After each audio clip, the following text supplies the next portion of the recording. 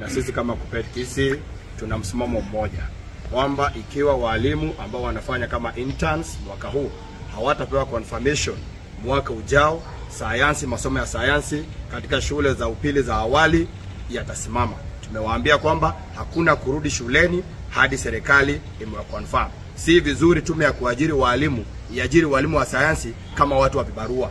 Wanafaa nao wapate kandarasi ya kuonyesha kwamba wako permanent and pensionable, ili na wao wakifanya kazi wajue wanafanya kazi kama walimu wengine.